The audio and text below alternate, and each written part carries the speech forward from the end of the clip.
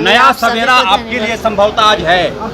चलिए इतना ही बोलेंगे कि सत्य की जीत हुई है, सच्चाई की जीत हुई है और साथ ही साथ कष्ट भी है कि जो मेरा 8 साल बर्बाद हुआ वो 8 साल का हिसाब जिन जिन लोगों ने झूठे केस में जो षड्यंत्रकारी है, जो अधिकारी है, उसे भी हम बख्शेंगे नहीं। आज के बाद मेरा एक ही उद्देश्य रहेगा कि उस सारे लोगों को उस जगह पर पहुंचाएंगे, तभी उनको महसूस होगा कि घर और परिवार से दूरी करने में क्या तकलीफ़ होता है। कम से कम उस अधिकारियों को सबक सीखना चाहिए कि गलत पेन और कॉपी का जो इस्तेमाल किया अपने पैकेट भरने के चक्कर में।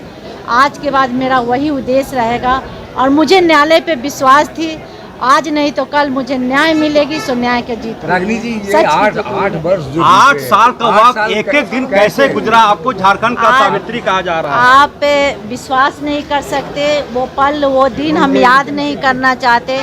8 साल में हम किस किस स्थिति से गुजरे हैं और एक महिला के लिए कितना संघर्षशील दिन था, लेकिन कहीं ना कहीं प्रभु और माता रानी मुझ में इतना शक्ति दी कि ऐसे लोगों से मुंह तोड़ जवाब दिया और मेरे साथ पूरे कोयलांचल और खास करके धनबाद की जनता, हमारे सभी लोग एकजुट होकर इस लड़ाई में खड़े रहे, क्योंकि सबका विश्वास सिंह मेंशन परिवार और विधायक जी। रागिनी सिंह जी, कभी ये लगा कि अंदर से आप टूट रही हैं, लगा कि व्यवस्था आपको बर्बाद कर देगा? अगला का मानसिकता थी कि इन्हें तोड़ देंगे क्योंकि महिला है, कुछ नहीं करेंगी। लेकिन महिला का शक्ति शायद कोई ये नहीं समझा कि महिला नारी जब घर संभाल सकती है तो बाहर भी संभाल सकती है। और हम एक ही उद्देश्य लेकर घर से बाहर निकले थे कि जो दाग लगा उसे दाग भी हटाएंगे और विधायक जी को जिस तरह से विधायक के रूप में वो बाहर गए थे, विधायक के रूप में सूद ब्याज के साथ बाहर लाएंगे, सो बाहर लाएंगे। आपकी आंखें डबडबाई हुई हैं रागिनी सिंह जी, आंखें में देख रहा हूँ डबडबाई हुई हैं आंखें आपकी। देखिए, जो 8 साल आप बोले ना, 8 साल में जो पल हम बिताए शायद आप महसूस नहीं कर सकते कि एक छोटे छोटे मासूम बच्चों को लेकर किस तरह से हम दिन रात बिताए। वो पल शायद हम याद करना भी नहीं चाहते और उस पल के लिए मेरे जितने भी सहयोगी, मेरे साथी मेरे साथ खड़े रहे, मैं सबको धन्यवाद दूंगी।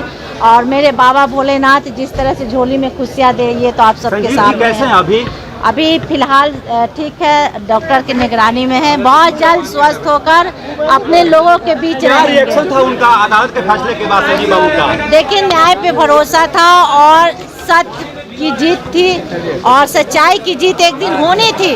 और ऐसे विधायक जो आत्मसमर्पण किए, किसी के तरफ भगोड़ा नहीं थे और एक भी केस, ये केस के बाद आप देख लीजिए कि आज के बाद कोई भी पिछला पन्ना उठा कर दीजिए, एक भी केस उन पे नहीं था।